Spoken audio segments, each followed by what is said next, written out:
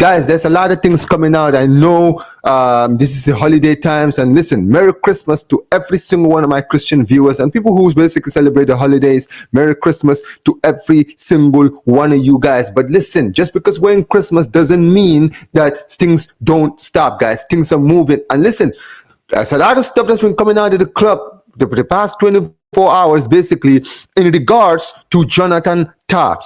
We've seen recently things come out from Fabrizio Romano, basically saying Barca keep advancing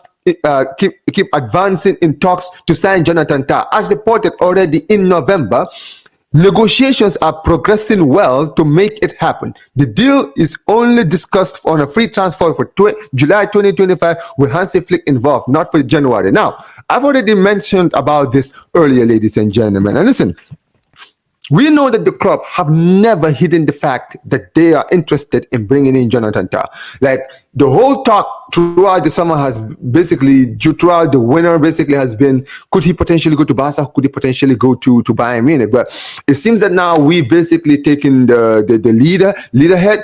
And listen, at the end of the day, it is a very, very good thing for us. But look, at the end of the day, I'm very, very, very happy to see that this move is moving fast. And listen, I know basically according to Fabrizio Romano, nothing has been concrete yet, but I think that for a lot of people who are really following this, for a lot of people who are in the club, it seems that they are very much believe that this deal is inevitable, right? And look, at the end of the day, I think this is a move that we kind of saw happening, because we saw that basically, it seemed the player was very, very open to the move.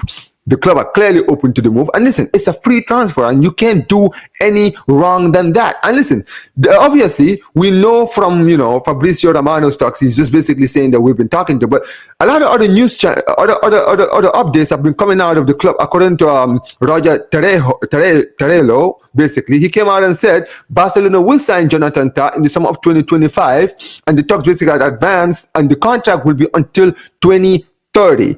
And look, at the end of the day, they are basically saying the decision will be made public in the coming weeks. And listen, I completely understand all of that. I completely hear it. And this is really what I have to say, right? How old is Jonathan Tah? I think he's 28 now. So to sign a player until 2030, that is a crazy deal. Like 5-year contract for a player who, when he arrives, will be 29 when he arrives. So he'll be at the club until he's like 34. And listen, at the end of the day, I am not taking anything from Jonathan Tah. I actually read Jonathan Tah, actually. He's a very, very good defender. I wouldn't necessarily call him the best defender in the world, but he is a capable defender. And one thing he also is a ball playing center back, right? He's very, very good on his feet, right? He's very experienced in top level. Obviously, has played international. He's got a lot of international caps for Germany. I don't really know how much he has, but this is a player who has been doing it. And let's not forget, last season he won the league with Bayer Leverkusen, one of, if not the key player in the center back area, alongside the Burkina Faso defender. I don't really know how to pronounce his name, but basically, yeah, that was a good partnership, and they went unbeaten in the league. So at the end of the day, Jonathan Tah is not, don't get it twisted, this is a great deal if it happens, because like I said, it's on a free transfer, and you can't do it in center back like this is important, especially when you see with everything that's happening. And look, when you think about it, he's available. He's not gonna be here until the summer. Now, for me, I look at that and I say, well, the club clearly, they know what they're doing, because even if we can't sign him in January, it's basically practically impossible for 2 reasons. Number one, I think we basically have to pay money for him, and I don't think the club are trying to do that. But secondly, even if we did decide to sign him, like, you're seeing the problems we're having at the club right now. Right, you're seeing how the club is struggling to register players like Dani Olmo and Paul Victor. So bringing in Jonathan Tah would make zero sense. That would just bring more hassle to the team.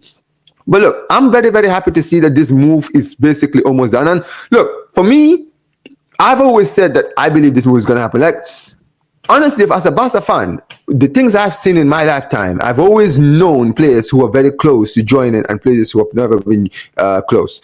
This is a player who, every time I've been asked about him, I've always said he's coming to join us. He will join us. It's one of those moves that everything just screams he's coming. You understand what I'm saying? He's coming here, right? And the fact that you're seeing that apparently we are basically close to signing the deal is important. And what is and another thing that I need to mention is also the fact that Hansi Flick himself is the guy that is literally spearheading this deal.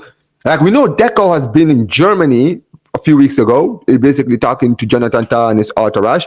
But the fact that now we know that Hansi Flick has also been involved in the negotiations, I think that is what gives me more confidence in us basically landing him into the club.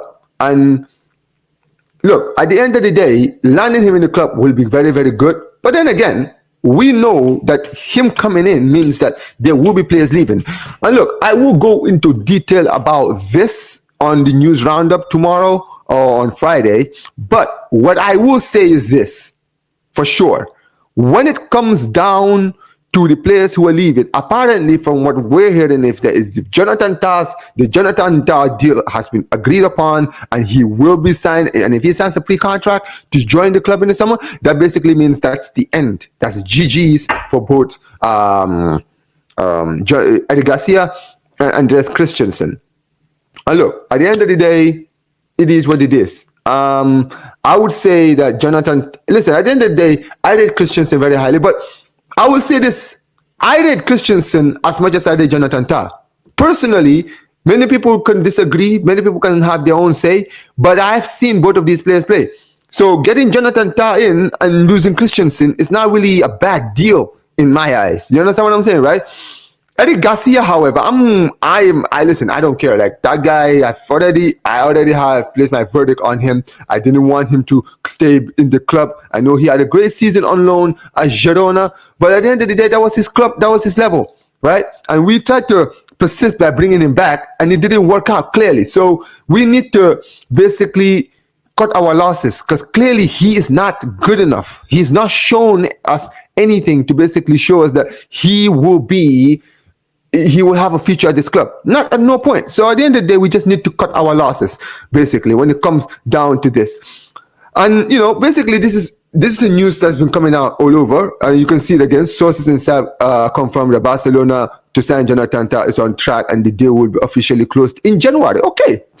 So basically, every one of these, that's what they're all saying. They're all saying the same thing. Barca are close to completing their first operation of the season. Sources confirm that Jonathan Tah signing is going on the right direction and the deal will be completed in January. So basically, all of these people are singing from the same hymn sheet, which is that the Jonathan Tah deal will happen.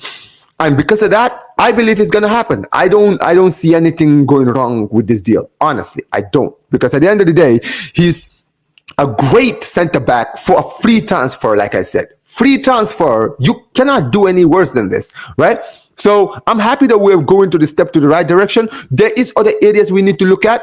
And this is actually going to be a video I will be probably most likely making tomorrow, where I'm going to be talking about other free transfers that we could potentially be seeing in the summer, guys. Because don't get it twisted, right? As much as this is a good deal, I've seen some of the players who have been linked to our club who are on a free this summer, and it's ridiculous. Like, you've got obviously Jonathan Tah is one, Alphonso Davies is another, Jonathan David is another, Joshua Kimmich is another, Mohamed Salah is another, and Thomas Partey. Now, with the Salah deal, I think that's basically he's gonna sign a new deal. But apart from Willis Salah, every other one of those deals is basically possible. Like, at the end of the day, you cannot do any wrong in getting a player like Alphonso. Bro, if you getting Alphonso Davies, changing Alejandro Balde for Alphonso Davies is the biggest upgrade, bro. Right? Jonathan David, you can't do any wrong. This guy is a young striker with amazing potential. You can't do any wrong. Joshua Kimmich would literally fix our defensive midfield problems, because we know at Bayern Munich right now, from speaking to some of my Bayern friends, it seems that he's having basically the biggest problem right now between him and the club is that he doesn't necessarily want to play in the right back area. He wants to be known more as a defensive midfield player. And at the end of the day, Barcelona don't really have a defensive midfield apart from natural defensive midfielder, probably apart from maybe Casado or most likely Bernal, who was probably going to be our center midfield, our defensive midfielder before his ACL injury. Right now, Casado, I don't think he's old-fashioned defensive midfielder. I think he's a player that a midfielder can play out in the defensive midfield, but I don't think that is his natural position, right? And because of that, I'm looking at it and I'm saying, listen, at the end of the day, we need to go out and look for another defensive midfielder. Obviously, the dream is to get a player like Zubamendi, but at the end of the day, getting a player like Kimmich on a free, you can literally do no worse than that. That is like if we can sign Joshua Kimmich on a free, that would be probably one of the best deals in the entire window, right? And this is the thing. At the end of the day, with our financial issues, this is what we should be doing. Like, I don't understand why the club doesn't try to do this stuff. I just mentioned names that are available in the summer, right? Alphonso Davies is another one who's available. I don't care, man. At the end of the day, whatever agent fees, whatever player fees, whatever they want to ask for, it doesn't matter. You're not paying the club for the player. Give him what he wants, and then he signs the deal. You cannot do any wrong than that, right? At the end of the day, you've got Joshua Kimmich, another one. Just give him. Clearly, he's got his mind outside of the club with everything that is happening. Go and talk to him. You cannot do any wrong than that, right?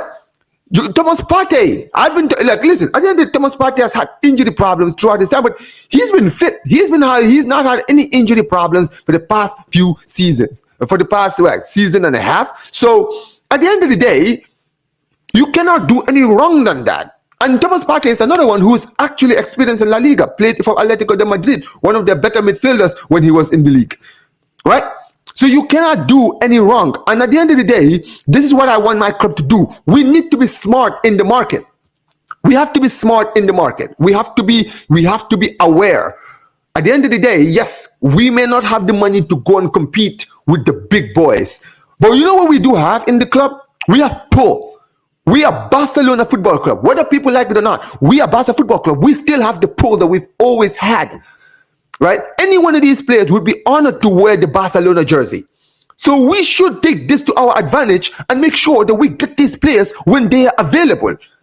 That's what Madrid were doing. How do you think Madrid were able to sign players like Rudiger, players like Alaba, players like Mbappe? These are all players that they sign for free. I don't care how much money they spend on agent fees. It doesn't matter. These were players who were good enough. So when they realized they were available for free, boom, put the money down and then bring in these players on. And look at when these players have arrived, how they've contributed to their team. Because whether you like it or not, Alaba and Rudiger, free transfers, have actually worked out for the club. So at the end of the day, we need to take a book from Real Madrid in that position. We don't have the money. Okay, then go out there and actually go and look for the best free transfers. They are right there. They are right there. You can give them the money. Let's not sit here and act like Barcelona is so broke we can't give wages. We're giving players like Lewandowski being paid 600 grand per week. You've got players like De Jong getting like 300, 400 grand per week. You got Ansu Fati on the 250 bags per week. Come on, man. At the end of the day, I'm not hearing this. We have the money to pay these players. So let's go out there and give them what they want. At the end of the day, these players, when you give them what they want, they will come in and do a job for your team. That's the facts. So this is what I want to see in the summer. The Jonathan Tah deal is the first of many I want to see. Okay? After this deal, I want us to go and talk to Joshua Kimmich. I want us to go and try to go in for Alphonso Davies. Go in for Thomas Partey. Go in for Jonathan David. I want you to go for all of these free transfers, man. I don't care, man. We can go this. And listen, if we sign this man for free, that means that if we go to the summer, we don't necessarily have to go out and actually go and buy a lot of players. We'll probably maybe look at a winger, maybe a left winger, maybe try to get in Leao or Nico Williams on a price deal. But really, apart from that, then you can't do any wrong. So this is what I want the club to do. But as far as this deal is concerned, I'm happy to know that the club are making this deal. And at the end of the day, Jonathan Tah, top player, I rate him very highly, and I think that he can do a job. And like I said, the good news is that if the players apparently that are being sacrificed are going to be Christensen and Eric Garcia, that's fine. At the end of the day, as long as Araujo is still around, I'm okay with that. But yeah, that's really what I wanted to just talk about. This is a really short video I wanted to talk about when it comes to basically the Jonathan Tah deal and the other players who are available. And like I said, I will be going into detail about all of these players who are available on a free and what they could bring to the club if we do sign them, guys. But like I always, well, listen, guys, make sure you guys have a Merry Christmas. And before you go, make sure you guys like the video, make sure you guys subscribe to the channel, turn on notifications, and like I always say at the end of every single one of these streams, Visca el Barça, Visca el Catalunya, and peace, you guys. Take care.